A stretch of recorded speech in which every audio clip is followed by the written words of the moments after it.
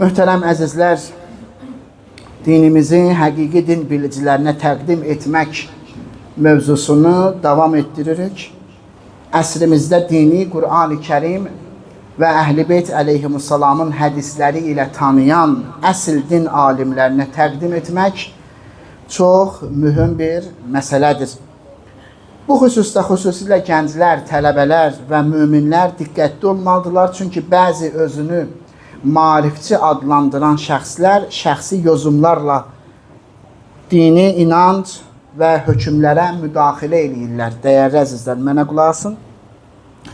Elm və təqva baxımından səlahiyyəti olmayanlar dini ekspert kimi çıxışlar edirlər və din bunlara həvalə olunmuş kimi danışıqlar aparırlar. Dəyərlərimizi və xalqın dini bağlılığını hədəfə alırlar. O dində yoxdur, bu dində yoxdur ifadələrlə xalqın dini inancların zədəliyirlər və zəiflədirlər və təsir də qoyurlar dində zəif düşmüş insanlara. Qur'ana, sünnəyə və dini terminlərə bağlı olmamağı maarifçilik adlandırırlar, yəni dini terminlərdən uzaq olmağı və belə düşünənlər əsrlər boyunca həmişə olublar. Alim və fəqihlərin verdiyi hökmləri inkar ediblər. Bir çox ilahi qanunlar isə müasir dövrə uyğun olmadığını deyiblər. Bu növ düşüncə sahibləri dini camiyyədə də mövcuddur, dini camiyyənin içində də mövcuddur. Məsələn, güya irfani fikirlərlə kitab və sünnəyə istədiklərini əlavə edirlər, istədikləri mənaları verirlər.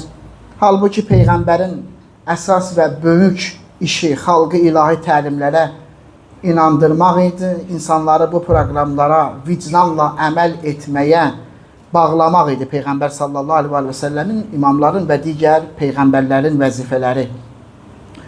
Təbii ki, bu funksiyanı Peyğəmbər və imam olmayan heç kim həyata keçirə bilməzdi, keçirə bilməyib, bundan sonra da keçirə bilməz həyata. Güya maarifçi adlanan bu şəxslər harda olsalar dindar düşüncə ilə qarşılaşanda ona qarşı çıxırlar. Hətta fəxrlə deyirlər ki, biz insanların dini inanclarını artıq sarsıtmışıq, əlimizdən gələn eləmişik, insanların inancları sarsın. Onlar İslamın əsaslarını ya şübhə altına alır, ya da neynirlər, inkar edirlər. Təəssüf ki, bu cür yollar zahirdə dini görünsə də kifayət qədər insana təsir qoyublar. Nə qədər insana, hətta özüm bir də görsən, hansısa bir rayona gedirəm, ucqar bir nöqtəyə gedirəm, görürəm ki, məsələn, hansısa bir ağsaqqalla söhbət edirəm, əslində bu ağsaqqalla danışıram, həqiqətdə Eşad Miri ilə söhbət edirəm. Yəni, o qədər təsiri var və hər yerə gedib çıxırlar. Bunu da bilmək lazımdır ki, cəmiyyətin hörmətlə yanaşdığı mövzularda şübhə yaratmaq və təhqir etmək bəzilərinə şöhrət qazandırır. Doğru yolla tanına bilməyənlər bundan istifadə edirlər, yəni bu cür yollar seçirlər. Bəzi adamlar da həqiqi dəyərləri öz mənfəətlərinə maniyə hesab elədiklərinə görə bunlara dəstək verirlər. Və mütəal Allah belə şəxslər barədə buyurur ki, nəfsinin istəyini ilahiləşdirən və Allahın zəlil etdiyi, qulağını və qəlbini möhürlədiyi şəxsi görmədimmi? Casiyə surəsinin 23-cü ayəsi. Buna görə də bizim gənclərimiz azdırıcı adamlardan qorunmaq üçün və həqiqi İslamın nazil olduğu kimi öyrənmək üçün iki yolu var. Bir, ya birbaşa Qur'an və sünnəyə müraciət etməlidir ki, bunun özü üçün insanın elmi idraki yüksək səviyyədə olmalıdır. Ya da İslamı əsl mənbələrdən öyrənmiş alimlərə müraciət eləməlidir. Yəni, Əhl-i Beyt məktəbində yetişmiş Qur'an və hədislər üzərində dərin bilicilərə müraciət eləməlidir. Əbazər, Miqdad, Səlman, Süleym, Muhammed ibn Müslim, Fəzl ibn Şazan, Şeyx Səduq, Şeyx Kuleyni, Şeyx Müfid, Şeyx Tusi və onların şagird və davamçıları. Bu böyük alimlər əsrlər boyu İslamı saf qaynaqlardan öyrənib, onu nəsildən nəsilə ötürüb insanlara çatdırıblar, xalqa yetiriblər, qoruyublar, müdafiə ediblər Əhl-i Beytin məktəbin əleyhissalam.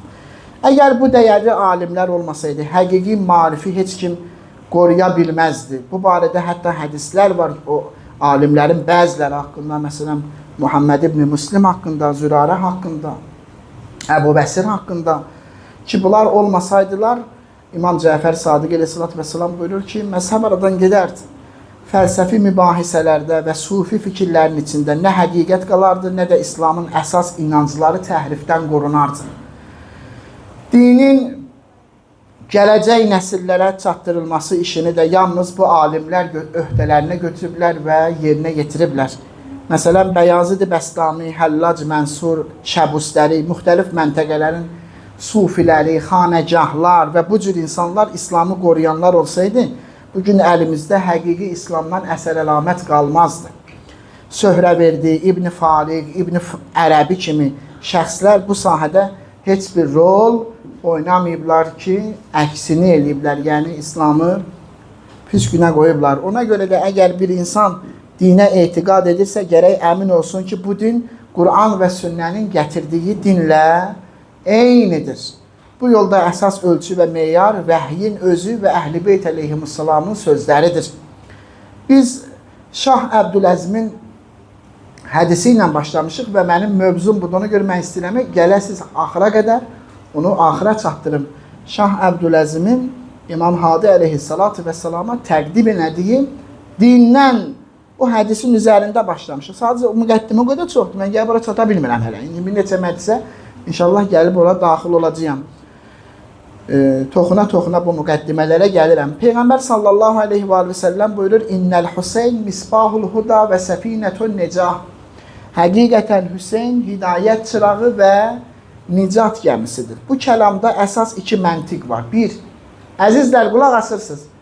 Bu kəlamda əsas iki məntiq var. Biri hidayətdir, ikincisi nədir? Nicat. Hidayət, nicat.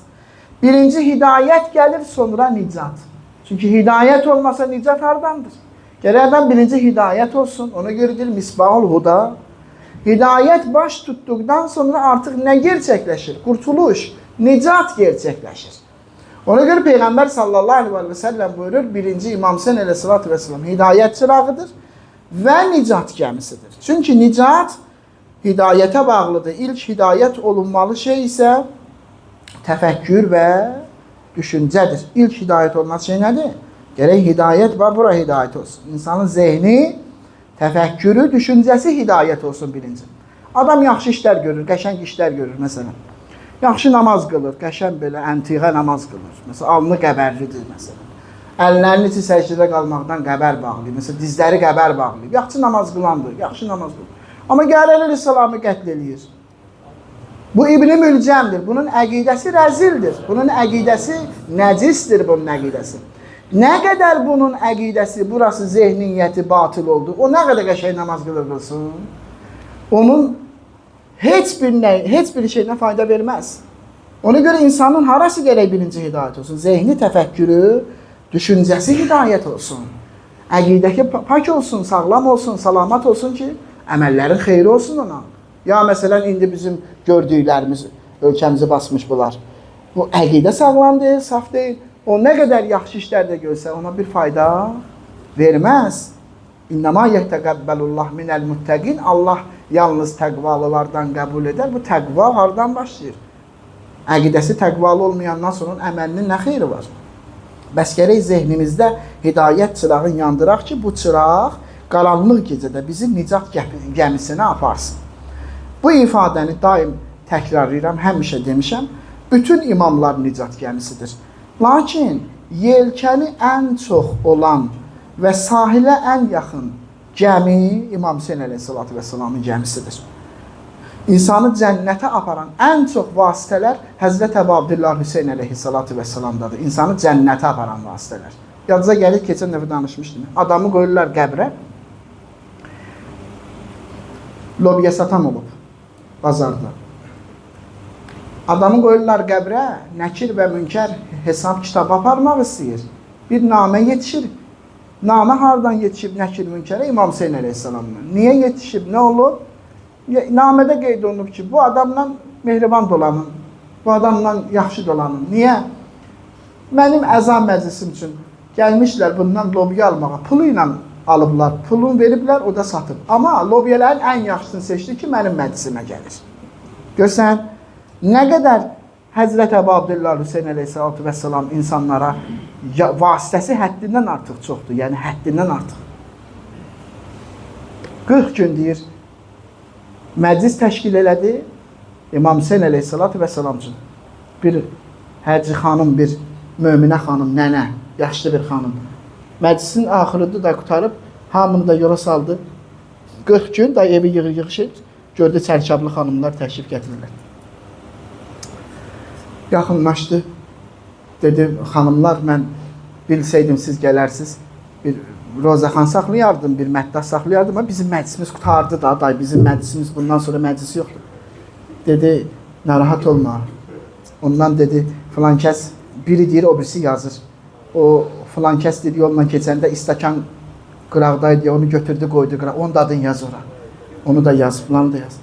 Dedim, xanım siz kimsiniz? Kim olsun bu xanım? Bu xanım Fatimə-i Zəhra salamullahi aleyha. Mərhum Əbdüzzəhra, mərhum Seyyid Qəzvini, Allah hər ikisinin ruhunu şad eləsin. Əvvəl Rozəni də, Mərsiyəni də fəqihlər deyərdilər. Bunu ərz eləmişəm hüzurunuza. Fəqihlər deyər. Seyyid Qəzvini deyir, 24 saat Mərsiyə demişdim. 24 saat Mərsiyə demişdim. Tasuanın səhərindən Aşuranın səhərinə qədər. Elə yoruldum. Dedim ki, Əbdüzzəhra məndən qabaq Əbdüzzəhra Seyyid Qəzvini moizə edilmiş, Əbdüzzəhra roza deyirmiş. Əbdüzzəhra Kəbi. Hamzəhra salamullahi aleyha şərif atıb çiyninə. Salamullahi aleyha. Ondan deyir, dedim, qoy o moizə eləsin. O roza desin. Mən moizə eləyərəm. O moizəni, rozəni qutaranda biraz yatım, azacıq. Bir yatdım, hansı məclisə gedəcəkdim, gördüm oradayam. Mənbərin yanında Həzrəti Fatimə-i Zəhra salamullahi aleyha oturub. Gəldim, Seyyid Qəzviniyə dedim ki, Seyyid, sən çıx mənbərə, mən biraz dincəlim. Mən bunu deyəndə Hamzəhra salamullahi aleyha dedi ki, Seyyid Qəzvini, özün çıx mənbərə. Əbdüzzəhra roza deyər. Ayıldım yuxudan, dəstəmazı aldım, qaçdım o məclisə. Gəldim, çatdım yerə, həmən yerə, hələ ki məclis başlamayıb, Əbdüzzəhra oturub, yuxuda gördüyüm yer boşdur. O yerdəki Həzrəti Zəhra salamullahi aleyha oturmuşdu, mən yuxuda görmüşəm, həmən yer boşdur.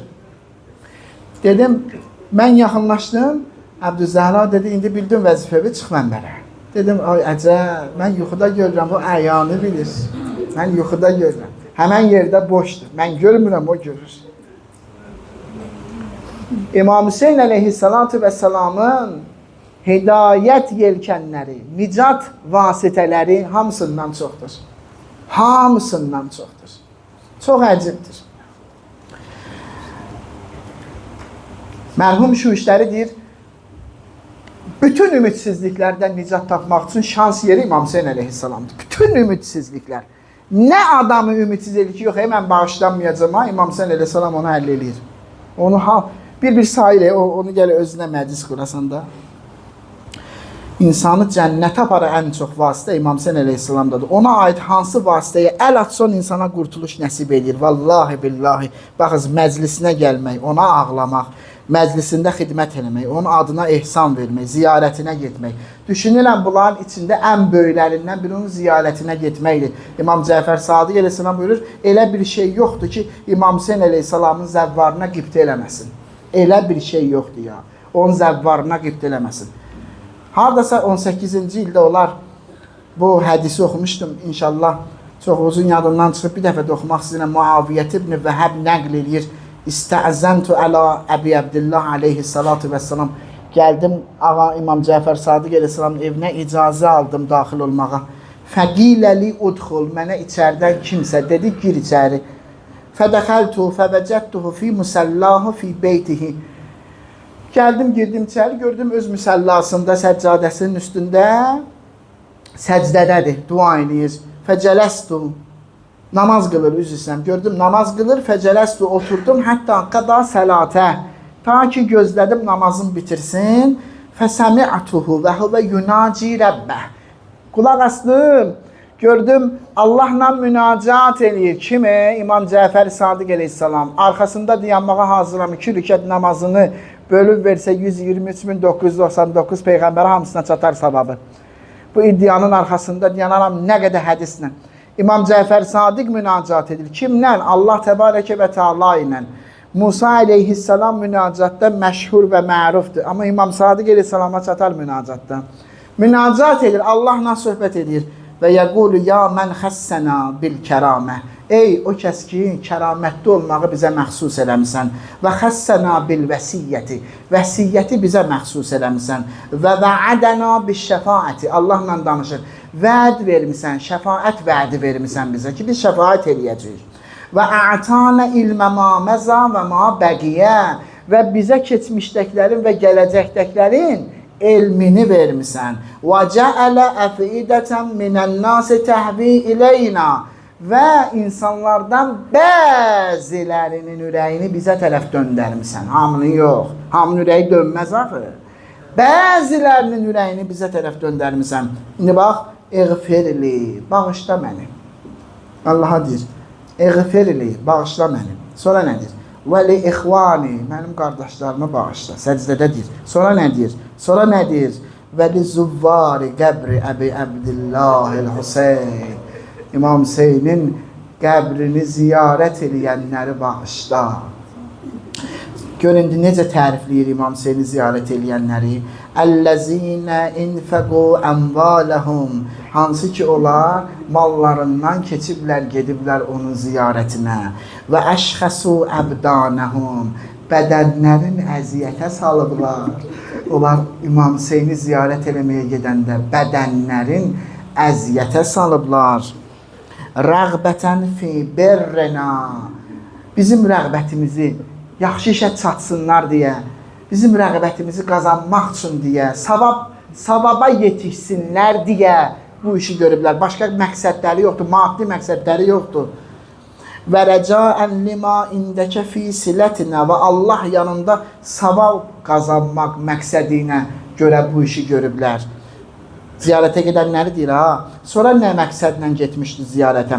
Və sururən ədxəluhu əla nəbiyyikə salavatükə əleyhi və aleyh. Peyğəmbəri sevindirməkdən ötürü durub gediblər. İmam Hüseyin əleyhissalatu vəssalamı ziyarət eləməyə. Və icabətən minhum li əmrina. Bizim əmrimizə itaət elədiklərinə görə durub gediblər ziyarətə. Və qeyzən ədxəluhu əla əduvvina. Düşmənlərimizə qarşı qəzəblərini göstərməkdən ötürü gəliblər İmam Hüseynin ziyarətinə. Əradu bizalikə rizakə.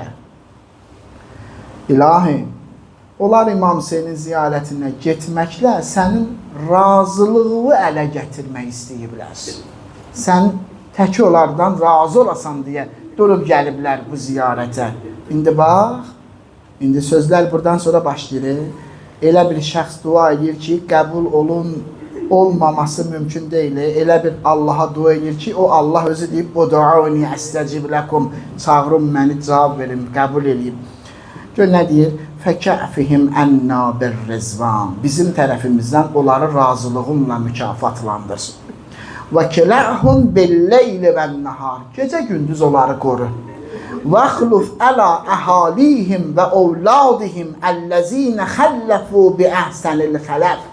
Onların geridə qoyduğu ailələrini, övladlarını ən gözəl şəkildə hifz elə. Və ishabhum. Yəni onlara sahib çıx. Onlara sahib çıx. Ay Kərbəlayilər, baxdı qulaq az, gör nə deyir? Qurbətdə ikən bizi öz ailələrindən, övladlarından və yaxınlarından üstün tutub, bura gəldiklərinə görə ümid etdiklərindən daha fəzilətlisini onlara əta et. Nə gözləyirlər bunun müqabilində? Ay Allah, ondan çoxunu onlara əta elə. İlahi, bura bax. İlahi, düşmənlərimiz onları bizim ziyarətimizə gəldiklərinə görə tənqid edirlər. Lakin bu onların gəlişinin qarşısını almır. Sözə bax, günəşin qaratdığı o üzlərə, Qaralır üzün ora gedəndə. Gün vurur, qaralır da. Hansı fəsildə getsin, ora günlü günəşdir. Qaralır yanaqların, ha? Xudud, ərəbcə xududdur, yanaq. Günəşin qaraltdığı o üzlərə, İmam Hüseynin qəbrinə dikilmiş o gözlərə, bizə qarşı mərhəmətdən yaşlanan, qocalan o gözlərə, bizə görə kədərlənən və alovlanan o qəlblərə və bizim üçün kədərlənib qaldırılan uca səslərə və həmi sərxətəlləti şivənlərə rəhm et, bağışla. İndi ardına bax. Mən bir dənə bunu deməmişdən qabaq bir dənə cümlə deyim. Dində əmanət mövzusu nə qədər mühümdür? Əmanət mövzusu. 17 günahdan düşürlər 10 günaha, ən böyük günahlar. Ondan gəlirlər, düşürlər 10 günaha, 7 günaha, 5 günaha, axırda gəlirlər, deyirlər ki, 2 dənə ən ağır günah, onlardan biri əmanətə xəyanət etməkdir. Quran əmanətdir, Əhl-i Beyt əmanətdir, Allah Quranda bəyanat bildirir.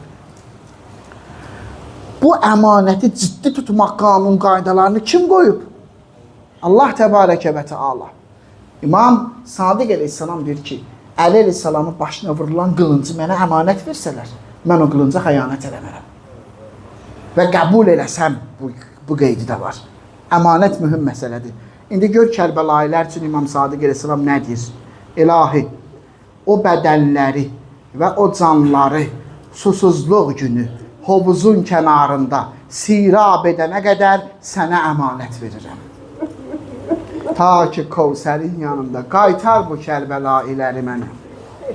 Mən şəfaət edim özüm olaram.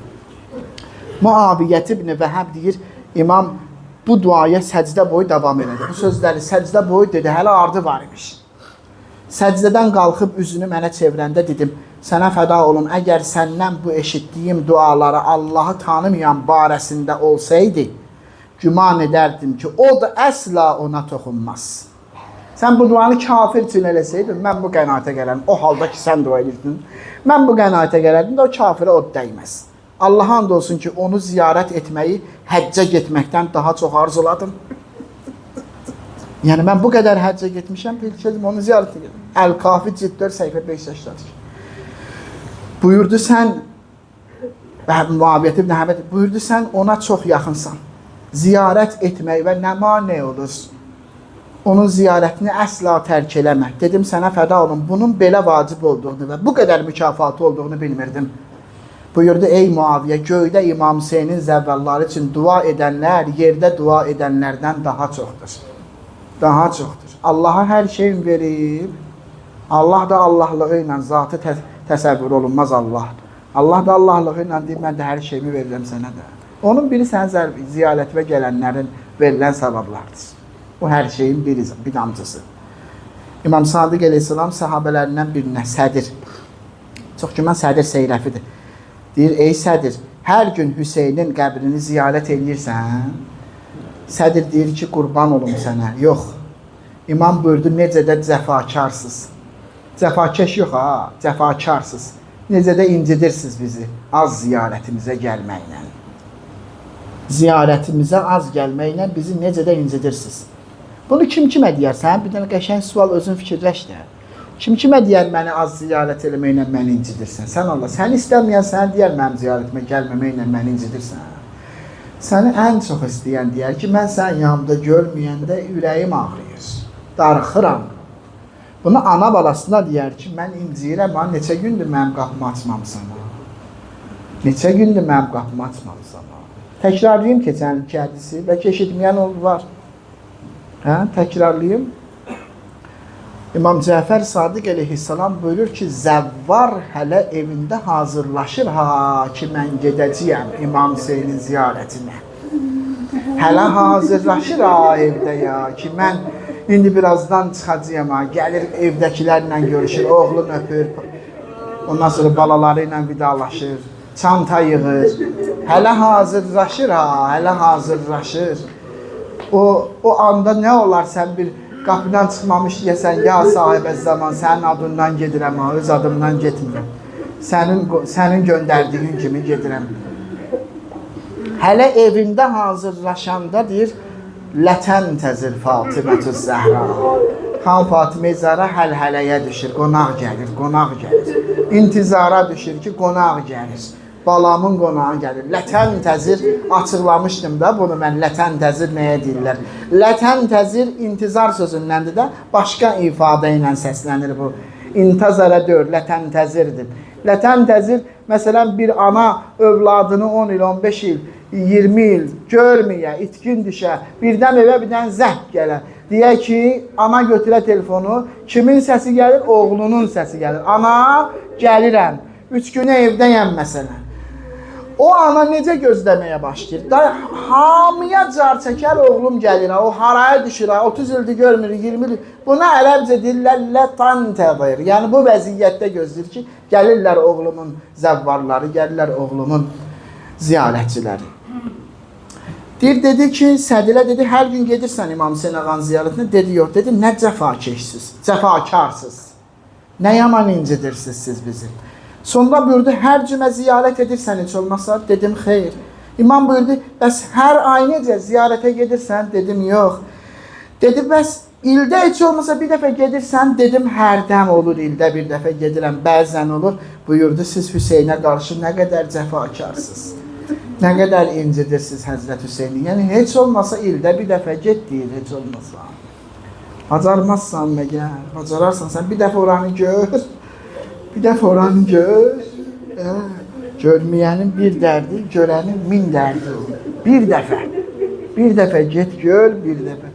O ürəyin bəndinin bağlandığı yer orada axı. Sənin ürəyin onun vücudundan yaranıb, ola bilməz. O hara gelsən ürəyində olsa İmam Hüseyni aparsın. Amma onun vücudu hardadır? O yer var ha. Sənin ürəyin bəndinin bağlandığı yer orada. Bir dəfə gör, bircə dəfə gör. Xüsusən o bir il gəlir çatır, hadi sən bir ildir getməmsən. Bunda görürsən nə hala düşürsən, nə vəziyyətə düşürsən. Aşıqın vətəni orada, ruhu oradır, ruhu. Hardan yaranır? Bizim ürəyimizdən yaranmış, bizim ürəyimizin qalığından yaranmış. Xülasə, bizim bədənimizin qalığından siz yaranmışsınız. Əlbəttə, sən bir dəfə oranı gör. Möhtərəm əzizlər, Muharrəm ayının 4-ü İbn Ziyad Şüreyh Qazidən aldığı fətvaya əsaslanaraq Küfə məscidində xütbə oxudu və xalqı İmam Hüseyn əleyhissalamın öldürülməsinə təşviq elədi. Əl-Bəqayi'ul Həvadis Vəl-Həvadis cildi 2, səhifə 124.